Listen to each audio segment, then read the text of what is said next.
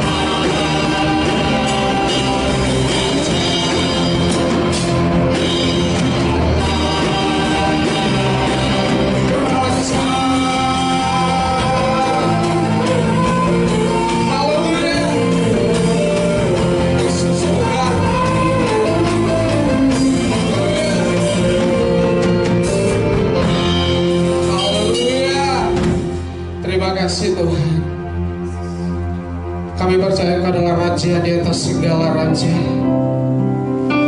Engkau yang bertanggung jawab atas seluruh kehidupan kami Tuhan.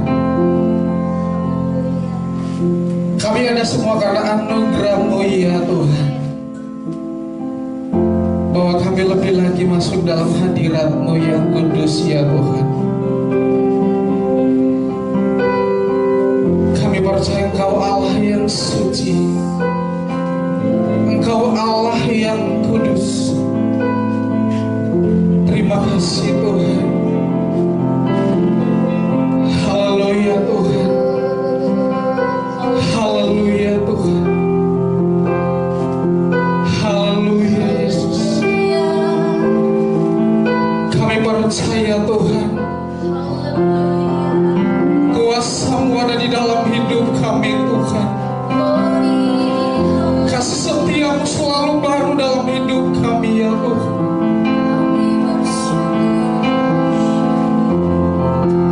Terima kasih Tuhan. Haleluya Yesus.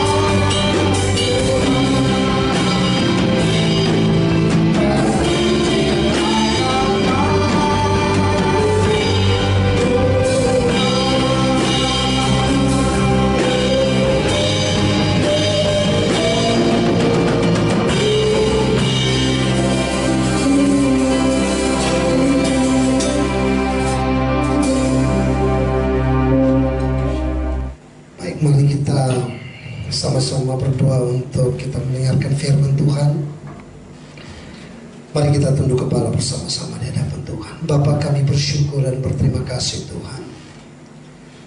Sampai titik ini kami sungguh merasakan Tuhan begitu baik dalam hidup kami. Di kiri kanan boleh terjadi persoalan, tetapi kami anak-anak Tuhan, kami juga menghadapinya, tetapi kami tahu ada sukacita yang luar biasa. Kekuatan yang Tuhan berikan bagi kami untuk kami bisa menghadapi semuanya. Dengan persoalan-persoalan yang kami alami, baik yang kecil, menengah maupun besar, kami percaya kami masih diberikan kekuatan semangat yang baru untuk menjalani kehidupan ini. Terima kasih Tuhan, sebentar firman Tuhan berbicara bagi kami. Kami percaya ini jadi berkat, kekuatan bagi masa depan kami. Dalam nama Yesus, urapi kami semua. Haleluya. Amin. Puji Tuhan. Baik, silakan duduk kembali. Pemain musik, pemimpin pujian, dan singer. Puji Tuhan. Shalom. Jemaat Tuhan yang diberkati, jemaat Tuhan yang mendapatkan kekuatan dan pertolongan daripada Tuhan. Pagi ini kita akan bersama-sama merenungkan mengenai kebenaran firman Tuhan. Tetapi ingat baik-baik, kita tidak boleh lupa ya, di tempat masing-masing harus pakai masker. Karena ini anjuran pemerintah, sebab kita hidup di dalam perjuangan yang berat. Sampai hari-hari ini di beberapa daerah mungkin ada PSBB lagi. Bahkan kita nggak tahu, mungkin di Surabaya akan ada PSBB lagi karena Surabaya mengalami peningkatan. Kita disuruh oleh pemerintah untuk tetap memakai masker, kita tetap menjaga jarak, kita tetap cuci tangan, kita tetap makan makanan yang sehat, kita tidur yang cukup, dan kita juga bisa berolahraga dengan baik.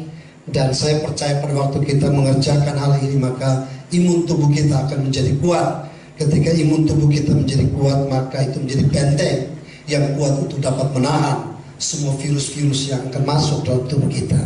Di samping itu, imun rohani pun kita perlu untuk tingkatkan, saudara, dengan cara kita membaca firman Tuhan, kita berdoa, kita tetap menyembah Tuhan, kita tetap ada dalam ibadah-ibadah, supaya roh ketakutan, roh yang membuat kita bimbang, khawatir dan sebagainya, kita patahkan di dalam nama Yesus. Karena imun rohani itu begitu kuat. Saudara, pagi ini saya ingin berbicara bagi kita mengenai satu bagian yang sangat penting di tengah-tengah persoalan ini. Kita baca bersama-sama dalam Hakim-Hakim pasal yang ke-13 ayat yang ke-5. Hakim-Hakim pasal yang ke-13 ayat yang ke-5, satu ayat. Kemudian nanti kita akan lompat kepada Hakim-Hakim pasal 16 ayat 30 dan 31. Jadi kedua ayat ini adalah kelahiran dan kematian daripada seorang yang bernama Simson, saudara. Nah, mari kita lihat ayat yang kelima daripada pasal yang ke-13 Hakim-Hakim. Firman Tuhan berkata, sebab engkau akan mengandung dan melahirkan seorang anak laki-laki, kepalanya takkan kena pisau cukur, sebab sejak dari kandungan ibunya anak itu akan menjadi seorang nasir, dan dengan dia akan mulai penyelamatan orang Israel dari tangan orang Filistin. Kemudian dalam Hakim-Hakim 16 ayat 30 dan 31, ini akhir daripada kehidupan Simson. Berkatalah Simson, biarlah kiranya aku mati bersama-sama orang Filistin ini. Lalu membungkuklah ia sekuat-kuatnya, maka rubuhlah rumah itu menimpa raja-raja kota itu, dan seluruh orang banyak yang ada di alamnya. Yang mati dibunuhnya pada waktu matinya itu lebih banyak daripada yang dibunuhnya pada waktu hidupnya. Ayat 31, sesudah itu datanglah ke sana saudara-saudaranya dan seluruh keluarganya. Mereka mengangkat dia dan membawanya dari sana, lalu menguburkannya di antara Sora dan Esitaol di dalam kubur Manoah ayahnya. Dia memerintah sebagai hakim atas orang Israel 20 tahun lamanya. Menarik sekali saudara, ketika saya baca bagian ini, saya merenungkan bahwa Simson terlahir menjadi seorang yang menjadi pembas untuk orang-orang Israel.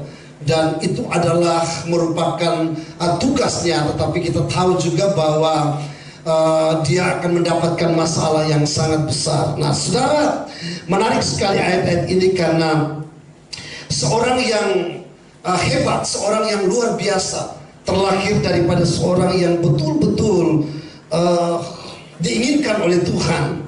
Seperti dia memiliki awal yang begitu baik, luar biasa, tetapi ayat 30 dan 31 dari pasal 16 kita menemukan bahwa dia mengakhiri dengan begitu parah sekali, saudara. Sebenarnya dari sudut, kalau kita melihat dari Simson, saudara, kita melihat bahwa dia pemimpin bangsa Israel terbesar. Namun setelah segalanya dikatakan dan diperbuat, ternyata orang ini mengalami sesuatu yang buruk dalam hidupnya.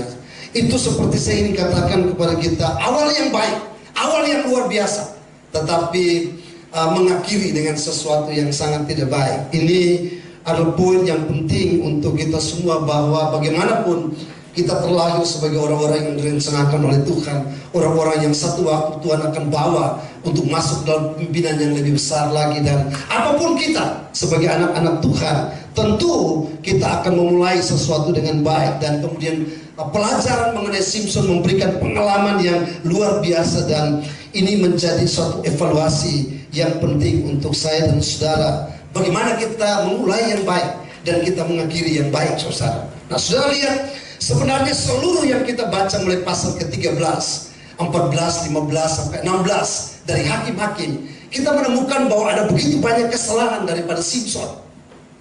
Tetapi semua itu bisa dirangkumkan, disimpulkan, atau dikecilkan menjadi satu saja, yaitu Simson. Mengapa dia tidak mengakhiri dengan begitu baik? Karena dia orang yang sulit untuk diajar. Sekali lagi, orang yang susah untuk diajar. Jadi orang yang tidak mau diajar, saudara. Mungkin dia punya karakter yang bagus, mungkin kredibilitasnya nggak bagus, mungkin sikap hatinya yang nggak bagus, tetapi semua itu dirangkumkan mengenai orang ini tidak mau diajar, saudara. Nah, mari saya ingin membuktikan kepada kita semua bahwa kepemimpinan yang luar biasa terlahir daripada malaikat yang mendatangi dia, mengatakan anak ini, anak yang menjadi nasir, anak yang akan menjadi pemimpin luar biasa. Itu berarti Tuhan berkenan kepada dia. Tetapi di dalam pertumbuhan dan perkembangannya, apa yang dikatakannya, apa yang diperbuatnya, terus menerus semakin tidak mau diajar, dan akhirnya berakhir dengan sesuatu yang parah, luar biasa. Nah, Amsal pasal 10 memberitahukan kepada kita mengenai orang yang tidak mau diajar. Dikatakan begini, ayat yang ke-17, siapa mengindahkan didikan menuju jalan kehidupan, tetapi siapa mengabaikan teguran tersesat. Saudara lihat, orang yang mengabaikan teguran-teguran, maka dikatakan di situ hidupnya menjadi tersesat. Akhirnya saya berpikir, saudara, bahwa walaupun kita berbakat sekalipun, walaupun kita punya potensi sekalipun, walaupun kita mungkin orang-orang yang hebat sekalipun, terlahir dari orang-orang yang pandai untuk bicara, ada bakat yang banyak, ada potensi yang luar biasa, tetapi kalau kita tidak mau diajar, maka kita tidak akan menjadi efektif dalam segala sesuatu. Saudara, pandemik ini tentu mengajarkan kita banyak hal. Kita perlu buka hati di hadapan Tuhan. Apa sih yang Tuhan mau? Seperti rahasia yang sulit untuk kita bisa lihat sesuatu ke depan. Kita juga nggak tahu kapan berakhir, saudara. Nah, Tuhan ajar kita di tengah situasi-situasi yang sulit ini supaya kita makin peka. Nah, mari kita lihat di sini bahwa apa yang terjadi dengan orang yang tidak mau diajar, saudara, yaitu mereka akan mengandalkan kekuatan dan pengertian sendiri. Sekali lagi, jadi orang yang tidak mau diajar, biasa ciri-ciri mereka mengandalkan kekuatan dan pengertiannya sendiri. Artinya seorang yang begitu berpusat pada dirinya sendiri, seorang yang menuruti kata hati, tidak disiplin di dalam hidup. Bahkan mungkin orang ini selalu berubah-ubah, tidak bisa mendapatkan satu kepastian di dalam hidupnya, tidak landasan yang pasti dalam hidupnya, susah. Ini orang yang mengandalkan, sehingga bahkan mereka sampai kepada mungkin tidak lagi menurut nasihat Tuhan, bahkan nasihat daripada teman-teman sesama pemimpin yang ada di sekitar mereka, bahkan mungkin orang tua mereka udah gak dengar lagi, karena mereka berjalan dengan pengertian sendiri, berjalan dengan tidak meminta nasihat daripada orang-orang di sekitar, saudara. Amsal pasal 3 ayat 5, ya, dikatakan percayalah kepada Tuhan dengan segenap hatimu, dan janganlah bersandar kepada pengertianmu sendiri. Ayat 6 dikatakan, akuilah dia dalam segala lakumu, maka ia akan meluruskan jalanmu. Luar biasa, saudara. Nah, mari kita melihat sedikit mengenai Simpson di sini. Simpson berulang kali menggunakan kekuatannya untuk mengatasi segala persoalan. Memang dia terlahir dengan roh Allah ada di dalam hidupnya. Ketika roh Allah hinggap kepada dia, memenuhi dia, dia mengatasi perkara-perkara yang besar, saudara. Tetapi pada akhirnya dia mencoba untuk mengatasi segala sesuatu dengan kekuatan sendiri, ketimbang dia membenahi karakternya, saudara. Nah, saya kasih contoh beberapa hal yang dimana dia betul-betul berjalan dengan kekuatannya sendiri. Kalau saudara buka dalam Hakim-Hakim pasal 14 ayat 19, saudara menemukan di situ ketika dia memberikan teka-teki kepada 30 orang. Dan kemudian dia menyuruh orang-orang itu untuk menjawab teka-teki. Dia berikan waktu 7 hari, saudara. Dan orang ini tidak bisa menjawab. Dia datang kepada istri daripada Simpson, katakan, tolong beritahukan kami. Dan kemudian firman Tuhan berkata, istri Simpson merengek-rengek untuk memberitahukannya. Dan ketika beritahu kepada 30 orang ini, dan 30 orang menjawabnya, saudara, waktu mereka menjawabnya, kemudian karena dia malu, dia pergi bunuh 30 orang yang ada di sana untuk mengambil baju-baju yang bagus untuk diberikan kepada 30 orang. Saudara lihat, dia mengatasi persoalan dengan kekuatan sendiri. Bahkan saudara, dalam Hakim-Hakim 16 ayat 3 dikatakan pada waktu dia tertangkap dengan wanita pelacur, saudara. Dia tertangkap dengan wanita, kemudian tidur dengan wanita itu. Saudara lihat bahwa justru dia tidak mau membenahi karakternya. Dia terus berjalan dengan kekuatannya sendiri. Ini sesuatu yang sangat mengerikan, saudara. Sehingga saudara lihat bahwa akhirnya dia meruntuhkan gerbang kota Gaza. Oleh karena dia tidak mau dengar nasihat orang tua, gak mau dengar nasihat daripada orang-orang di sekeliling, saudara. Untuk itu Simpson dalam hal ini hidupnya akhirnya lebih parah lagi. Dia jatuh ke dalam kejatuhan yang terus menerus. Untuk itu, saudara, apa yang terjadi dengan seorang yang tidak mau diajar? Yang pertama, dia pasti berjalan dengan kekuatan sendiri. Yang kedua, saudara, mereka tidak akan belajar dari kesalahan-kesalahannya. Saya bersyukur, saya berterima kasih, saya mencoba untuk bagaimana supaya setiap persoalan yang saya alami, setiap tantangan yang saya alami, saya mencoba untuk duduk tenang dan belajar kira-kira apa yang saya harus kerjakan di kemudian. Nah, saudara lihat bahwa orang yang tidak mau diajar, mereka tidak akan belajar daripada kesalahan. Saudara, kehidupan kita sering naik atau turun, katakan amin. Kadang-kadang kita bisa dapat persoalan, kadang-kadang kita bisa menikmati kehidupan, kadang-kadang kita bisa menikmati berkat yang luar biasa, tapi terkadang juga kita seperti ada di dalam satu penderitaan keuangan yang luar biasa, saudara. Ibaratnya bukan saya katakan bahwa kita harus naik turun, tetapi siklus kehidupan kita menunjukkan bahwa kita bisa naik turun. Tetapi saudara, apa reaksi kita terhadap semua yang kita dapatkan itu, saudara. Nah, untuk itu, saudara, kehidupan Simpson tidak mengalami perbaikan sama sekali. Sekali kehidupan Simpson gak mengalami perbaikan. Bayangkan, dia mencoba untuk berbuat hanya dosa yang kecil saja. Kemudian dia terus ada di dalam dosa-dosa itu, saudara. Menarik sekali dalam bagian ini bahwa Simpson sulit untuk mengakui kesalahan-kesalahan. Justru dia menyalahkan orang-orang lain yang ada di sekitarnya. Berapa banyak dari kita, saudara, yang di dalam persoalan kita menyalahkan orang lain? Berapa banyak dari kita yang pada waktu kita mengalami tekanan, kemudian justru kita gak introspeksi diri, tetapi justru kita melihat kesalahan orang lain, kita melihat situasi itu, dan kemudian kita menyalahkan segala sesuatu, saudara. Simpson mengalami keadaan yang luar biasa parah, karena selalu menyalahkan orang lain. Saudara, mengakui kita keliru itu satu hal, ya. Mengakui kita membuat kesalahan itu satu hal, tetapi menyadari mengapa kita membuat kekeliruan itu adalah hal yang lain. Kita semua ada dalam kesalahan, tapi menyadari itu dan kemudian kita mau mengambil langkah untuk memetik dengan cara yang cerdas. Sekali lagi, memetik dengan cara yang cerdas untuk kita mengevaluasi kesalahan itu sesuatu yang lain. Semua kita buat kesalahan, katakan amin. Saya juga buat kesalahan. Kadang saya juga masih dimarahi oleh istri saya. Kadang anak saya juga tegur saya. Tetapi ketika kita menyadari itu kesalahan dan kemudian kita mencoba untuk evaluasi dan mengambil keputusan dengan cara yang cerdas, saudara, memetik manfaat di dalamnya, maka saya percaya bahwa kita akan mengalami perubahan di dalam hidup ini.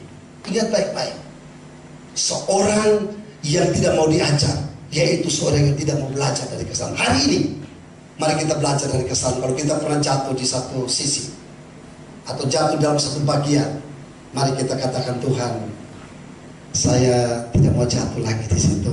Saya mau bangkit dan menjadi orang yang menang di dalam persoalan itu. Ya. Yang ketiga daripada bagian ini, apa yang terjadi dengan orang yang tidak mau diajar? Mereka mudah dikalahkan, saudara. Orang yang tidak mau diajar, mereka mudah dikalahkan. Orang yang tidak mau belajar, yaitu orang-orang yang dimana walaupun dia punya talenta yang besar sekalipun, potensi yang besar sekalipun seperti Simson, takkan dapat menolong mereka untuk bisa tetap berdiri, saudara. Tidak bisa. Selalu ada di pihak kanan. Simson punya talenta yang besar. Simson punya kemampuan yang luar biasa. Roh Allah hinggap di atas dia. Tetapi saudara lihat, hanya Delila menipu Simson dengan cara merengek-rengek saja, saudara. Apa yang terjadi? Simson jatuh. Padahal itu sesuatu yang bagi saya mesti mudah saja untuk dia sudah bisa melihat bahwa ini berbahaya, ini sesuatu yang bisa membawa kepada kejatuhan. Tapi justru Simson yang kuat itu tidak dapat mengalahkan itu. Untuk itu, apapun yang kita lakukan dengan kekuatan kita sendiri, kita akan gagal dan justru menyedihkan, saudara. Kekalahan Simson dimulai dengan karakter. Kelemahan karakter itu yang dibiarkan karena sifatnya yang tidak mau diajar, membawa kepada kemerosotan dan dosa yang tidak diakui dalam hidupnya, dan membawa kepada kehancuran. Kalau saja ia pernah rendah hati untuk bisa mengatakan, bisa memperbaiki diri, saudara, saya pikir cerita akan berbeda. Dan cerita saya dan saudara pasti bisa berbeda. Katakan amin. Hari ini, ingat baik-baik, pendahulu kita, orang-orang yang lebih duluan daripada kita bisa lihat itu menjadi pelajaran. Kenapa mereka sudah tua, mereka sudah sampai seperti itu, tapi hidupnya gak benar, hidupnya tetap seperti itu, tetap melakukan kesalahan yang sama, saudara. Mestinya kita belajar sebagai orang-orang muda, katakan amin. Itu pembelajaran yang sangat berharga, luar biasa. Saudara, dosa akan membawa kita pasti akan lebih jauh daripada itu, susah. Untuk itu dikatakan di sini bahwa tidak ada orang yang percaya. Saya yakin bahwa tidak ada orang yang melayani sungguh-sungguh di altar, tidak ada orang yang berkhotbah dengan luar biasa, tidak ada orang yang melayani sungguh-sungguh dalam bagian apapun yang dimana dia harus hidup dengan dosa, tapi pelayanannya masih efektif, saudara. Tidak mungkin. Kalau katakan amin, paham maksud saya? Artinya kalau dosa itu beriringan dengan pelayanan, berjalan bersama-sama, tidak mungkin orang itu akan tetap efektif dalam pelayanan. Tidak mungkin. Karena kita menyembah, kita ada dalam kekudusan, kita menyembah Allah yang hidup. Dan saudara lihat, Simson mencoba untuk berjalan dengan roh Allah, tapi juga berjalan dengan kandungan, berjalan juga dengan dosa, saudara. Apa yang kita akan lihat akhir daripada kehidupan, saudara? Yang pertama saya lihat di sini bahwa apa yang selalu diakibatkan oleh dosa, yaitu dosa. Yang pertama, dosa selalu membawa Anda lebih jauh daripada apa yang Anda akan tuju, saudara. Sekali dosa akan membawa kita lebih jauh daripada apa yang kita tuju. Mungkin Simson hanya bilang begini saja, waktu dia melihat seorang perempuan di timna, kemudian dia bilang kepada mamanya, papanya, tolong ambil wanita itu untuk saya. Mama dan papanya berkata bahwa, Simson, apakah orang-orang Israel gak cukup di sana? Tidak ada gadis-gadis di sana. Kenapa kau ambil orang Filistin yang notabene-nya yaitu orang berdosa, saudara? Tapi Simson gak mau dengar. Mungkin Simson berkata begini, ambil aja, nanti baru aku akui di hadapan Tuhan bahwa saya salah. Jadi Simson mulai dengan mencoba untuk berbuat dosa, kemudian mungkin dia mikir ini hanya sementara saja, nanti toh aku akan akui itu. Saudara lihat apa yang terjadi ketika dia ambil wanita ini, terus dia jatuh kepada dosa yang lain lagi, jatuh kepada dosa yang lain, jatuh kepada dosa yang lain. Dia berharap untuk kembali kepada Tuhan, tapi dia tidak pernah kembali. Saudara, saya mau kasih tahu saudara bahwa dosa itu akan membawa kita tenggelam begitu serius. Simpson menjadi teladan yang tidak baik untuk kita. Hal yang sepele, kemudian sampai ke teka-teki, dia salah di situ. Dan pada akhir dia berpikir dia masih kuat. Pada waktu orang-orang berteriak, hei orang Filistin datang untuk menyerbumu, dia pikir dia masih kuat, dia bangkit berdiri. Ternyata hari itu roh Tuhan sudah tinggalkan dia. Ini menarik saudara. Saya berpikir kadang-kadang kita sama seperti Saul, kita berpikir bahwa kita masih dipakai oleh Tuhan, kita masih ada di dalam perjalanan di rel Tuhan, tapi sebenarnya Tuhan udah tinggalkan kita, saudara. Saul gak tahu kalau dia udah ditinggalkan Tuhan, padahal semua omong dengan terus terang, hei Tuhan telah meninggalkanmu, sekarang engkau tidak lagi menjadi raja Israel. Dia gak tahu, dia terus memimpin, saudara, tapi memimpin tanpa pertolongan daripada Tuhan. Saudara, sekali lagi, dosa akan membuat kita berjalan lebih jauh daripada apa yang kita tuju. Kita berpikir kecil saja, tetapi efeknya sangat luar biasa. Mungkin hari ini pria-pria berkata, aduh aku hanya ganggu saja orang itu, wanita itu, tapi aku gak ada pikiran dengan itu. Tapi mulai dengan ganggu, kemudian terus dan akhirnya kehancuran seluruh keluarganya. Mungkin saya hanya mau ambil ballpoint saja di kantor, saudara. Tapi dari situ mulai bukan ballpoint lagi, terus menerus sampai ke ada korupsi, saudara. Mungkin saya hanya bergaul dengan orang, hanya duduk saja. Tapi lama kemudian mulai rokok, kemudian mulai mabuk, kemudian mulai ganja, kemudian mulai dan lain-lain, kemudian hancur di situ. Dia berpikir bahwa itu hanya sekedar saja, tapi dosa akan bawa kita lebih jauh. Yang kedua, kemudian yang ketiga, akhir. Dosa selalu menahan Anda lebih lama ketimbang yang Anda inginkan. Dia akan membuat kita lebih lama tinggal di situ. Simpson mungkin hanya berniat melewati garis batas sebentar saja. Oh, saya hanya lompat sedikit di garis batas itu, saudara. Namun pada akhirnya yang menempuh perjalanan yang sangat mengerikan, saudara.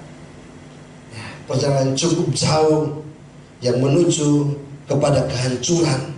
Mestinya, sekali lagi, pada waktu perempuan itu merengek-rengek ya, Simpson, sayang, tolong beritahukan jawabannya, tolong.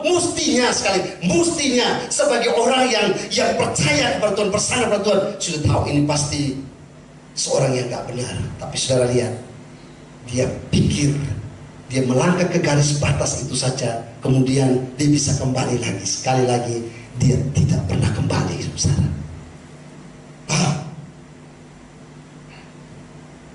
Saya berdoa supaya kita sebagai anak-anak Tuhan di dalam masa pandemi ini, mari kita tetap bersandar terus kepada Tuhan.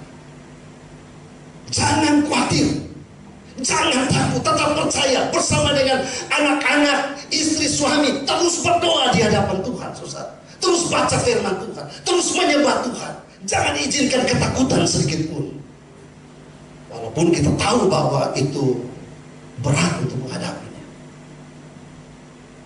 Jangan pernah keluar dari rel itu, susah. Dan dosa tidak pernah menjanjikan sesuatu yang enak untuk kita. Mungkin awalnya bagus, penampilan dosa luar biasa, menarik, saudara. Tapi sekali lagi, dia tidak pernah memberikan janji yang pasti. Justru kehancuran yang diberikan kepada saya dan saudara. Dan yang terakhir, dosa selalu menuntut bayaran yang lebih tinggi daripada apa yang Anda rela bayarkan. Harganya begitu tinggi.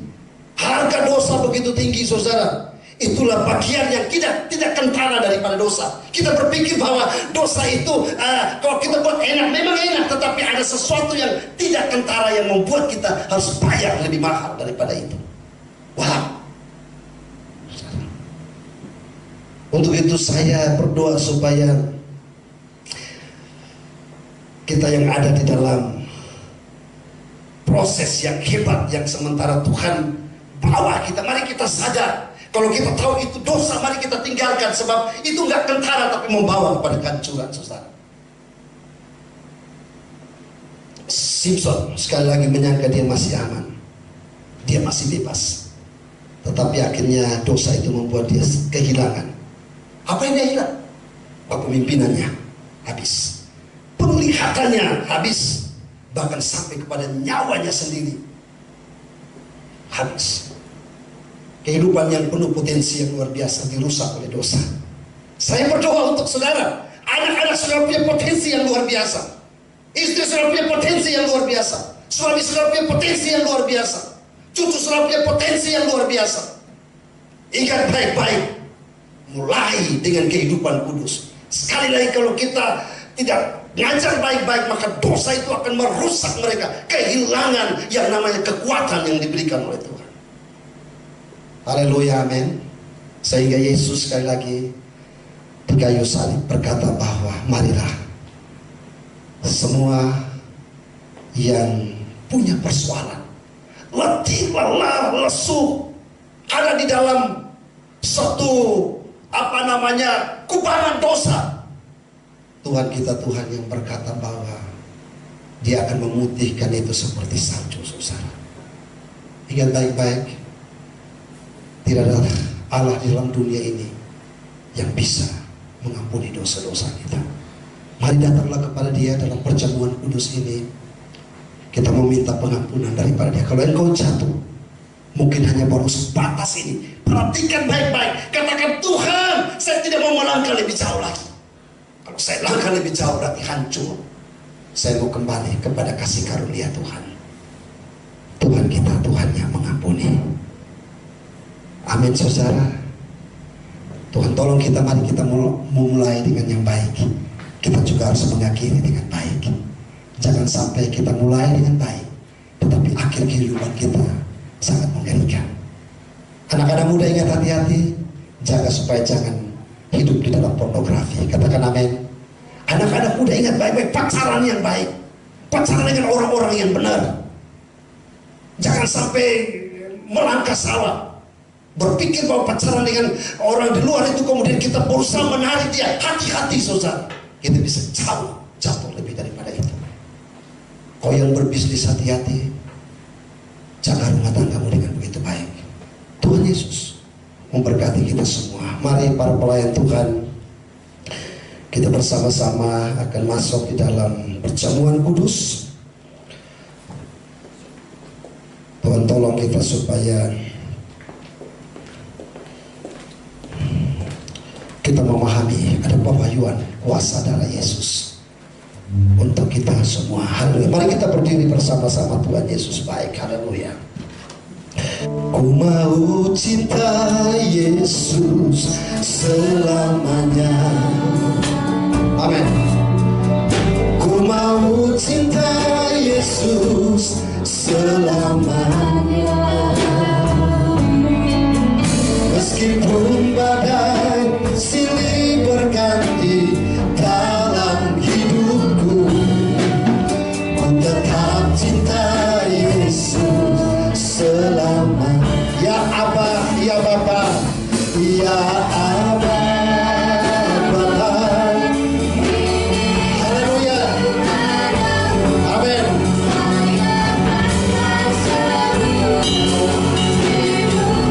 Yes, haleluya. Ya Aba, Bapa, ini aku anakku, pakailah sesuai dengan rencana-Mu. Haleluya.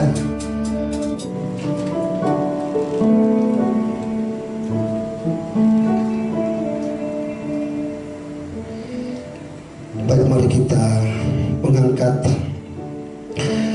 roti di tangan kita masing-masing. Angkatlah melampaui kepalamu. Saya akan membaca firman Tuhan bagi kita semua. Firman Tuhan berkata, sebab apa yang telah aku teruskan kepadamu telah aku terima dari Tuhan, yaitu bahwa Tuhan Yesus pada waktu malam ia diserahkan mengambil roti, dan sesudah itu ia memecahkannya dan berkata, inilah tubuhku yang diserahkan bagi kamu, perbuatlah ini menjadi peringatan akan aku.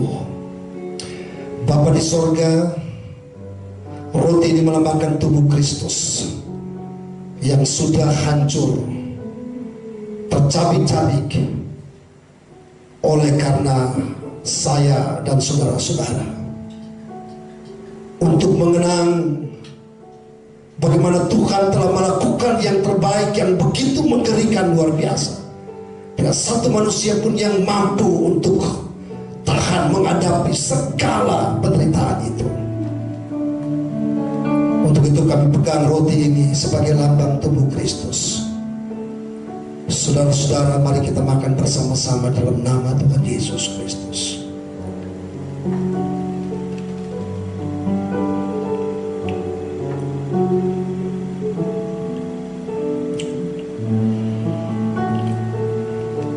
Mari kita angkat anggur.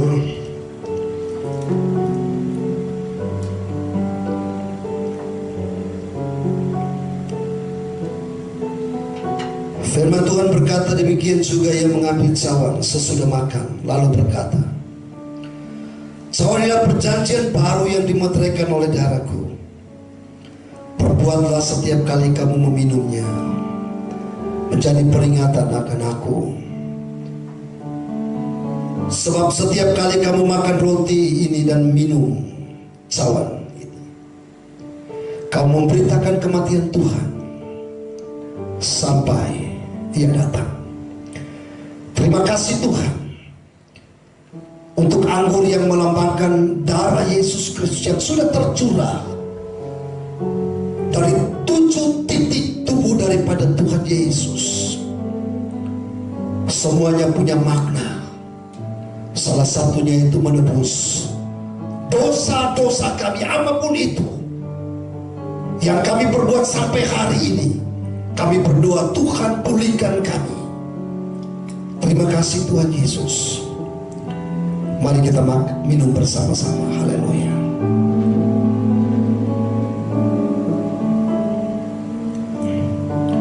Terima kasih Tuhan.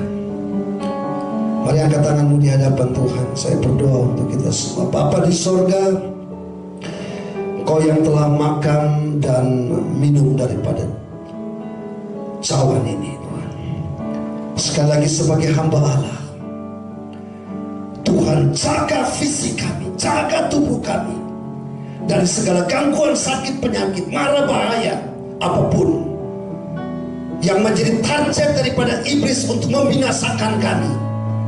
Kami percaya tutupan darah Yesus, kuasa darah Yesus menutup bungkus kami, sehingga rancangan kuasa kegelapan, rancangan iblis tidak akan menghancurkan kehidupan kami. Dan kami percaya kuasa darah Yesus mengampuni segala dosa-dosa kami. Dan semua sakit yang kami derita sampai hari ini, kami percaya kuasa darah Yesus memulihkan setiap bagian-bagian daripada tubuh kami. Terima kasih Bapa di surga. Kami mengucap syukur sekali lagi untuk Tuhan bicara bagi kami dengan firman-Mu dalam nama Yesus. Haleluya. Amin.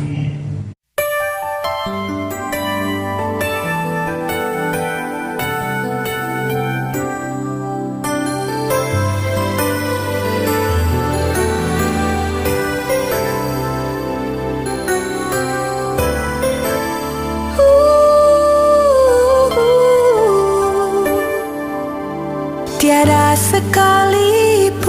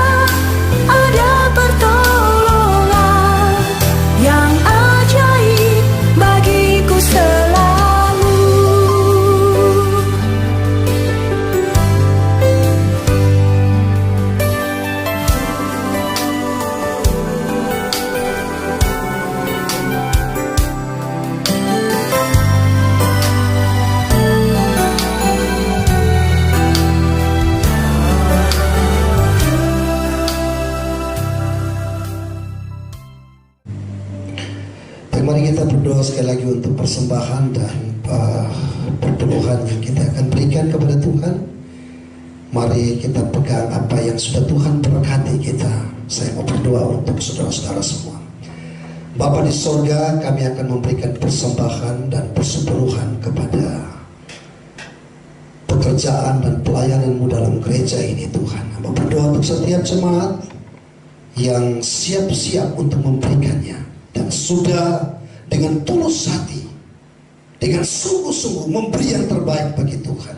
Kami percaya tangan Tuhan ada di atas kami.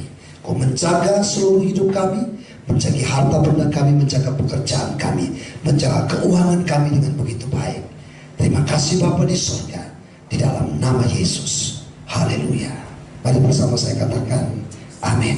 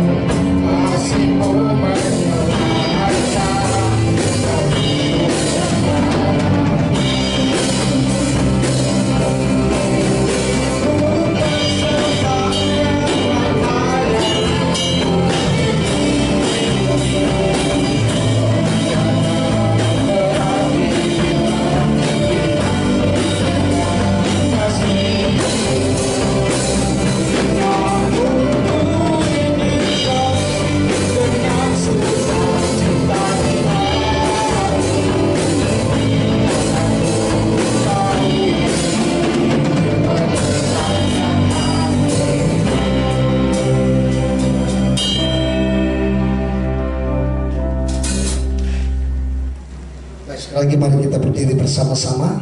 Kita akan mengakhiri ibadah yang diberkati oleh Tuhan.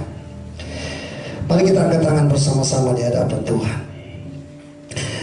Bapa, kami bersyukur dan berterima kasih untuk Engkau sudah menolong ibadah kami dari awal hingga akhir. Kami bersyukur Tuhan sudah berbicara lewat pujian penyembahan, bahkan lewat firman Tuhan dan apa yang kami berikan pada pagi ini Tuhan. Untuk itu sebagai hamba Allah, hamba berdoa untuk setiap jemaat House of Mercy di dalam minggu ini. Hamba percaya bahwa Tuhan akan melindungi, menyertai, memberkati kemanapun mereka pergi. Keluar masuk mereka disertai Tuhan. Bahkan semua pekerjaan yang mereka tekuni dan merupakan tanggung jawab yang diberikan oleh Tuhan, hamba berdoa di dalam nama Yesus bahwa ada berkat-berkat Tuhan yang Engkau alirkan lewat tanggung jawab yang Tuhan berikan bagi mereka. Beri kesehatan, kekuatan bagi mereka, menyertai anak-anak mereka, menyertai istri, suami, apapun yang ada dalam rumah tangga mereka. Kami percaya Tuhan menjaga dan melindungi. Untuk itu Bapa di surga, sebagai hamba Allah, hamba berdoa Tuhan memberkati engkau dan melindungi engkau. Tuhan menyinari engkau dengan wajahnya dan memberi engkau kasih karunia. Tuhan menghadapkan wajahnya kepadamu dan memberi engkau damai sejahtera. Mulai hari ini, besok, seterus sampai selama-lamanya Tuhan Yesus datang yang kedua kali. Akhirnya kami mengucap syukur di dalam nama Bapa, Anak dan Roh Kudus. Bapak Ibu Saudara yang kasih dalam Tuhan, mari kita bersama-sama berdoa yang diajarkan oleh Tuhan Yesus, yaitu doa Bapa kami. Bapa kami dalam sorga, dikuduskanlah nama, datanglah kerajaan, jadilah kehendak-Mu di bumi seperti di sorga. Berikanlah kami pada hari ini makanan kami yang secukupnya, dan ampunilah akan kesalahan kami, seperti kami juga mengampuni orang yang bersalah kepada kami. Dan janganlah membawa kami ke dalam pencobaan, tapi lepaskanlah kami daripada yang jahat, karena Engkau yang punya kerajaan dan kuasa dan kemuliaan sampai selama-lamanya. Mari bersama saya katakan amin. Selamat hari Minggu. Tuhan Yesus memberkati kita semua.